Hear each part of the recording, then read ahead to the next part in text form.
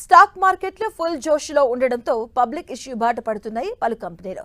Mega IPO ఫీవర్తో stock మార్కెట్లో సందడి మొదలైంది.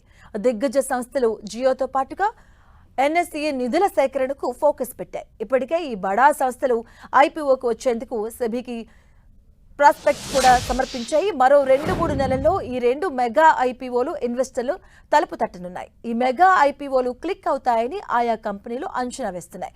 మరోవైపు ఐపీఓలపై ఇన్వెస్టర్లపై భారీగా ఆసక్తి ఉన్న గతంలోని షాక్లు కొంత ఆందోళన కలిగిస్తున్నాయి. గతంలో వచ్చిన మెగా ఇష్యూలు అధిక వాల్యుయేషన్ల కారణంగా లిస్టింగ్లో తుస్సుమన్నాయి. దీంతో ఇన్వెస్టర్లు లిస్టింగ్ లాభాల కోసం కాకుండా లాంగ్ టర్మ్ను దృష్టిలో పెట్టుకుని ఇన్వెస్ట్ చేయాలని ఎక్స్పర్ట్స్ సలహా ఇస్తున్నారు.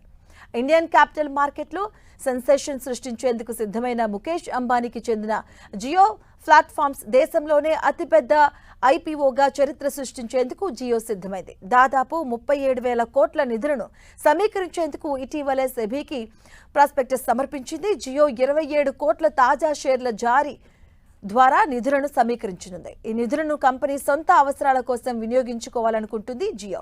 ఇక ఈ ఇష్యూతో కంపెనీ మార్కెట్ విలువ దాదాపుగా 13 లక్షల కోట్లకు చేరే అవకాశం ఉందని మార్కెట్ విశ్లేషకులు అంచనా వేస్తున్నారు.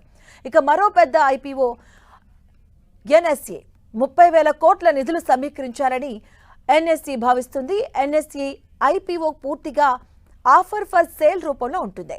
ఇక ఎన్ఎస్ఈలోని ఎస్బీఐ సహా ప్రస్తుత వాటాదారులు సుమారుగా 6% వాటాలను విక్రయించనున్నారు.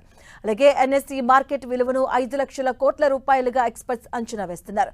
మరోపక్క క్విక్ కామర్స్ దిగ్గజం జెప్టో, ఫిన్టెక్ అగ్రగామి ఫోన్ పే కూడా $1 బిలియన్ పైగా నిధుల సమీకరణ రేసులో ఉన్నాయి. అంటే ఈ 4 ఇష్యూలే సుమారు 1,00,000 కోట్ల రూపాయల నిధులను ఇన్వెస్టర్ల నుంచి సమీకరించనున్నాయి.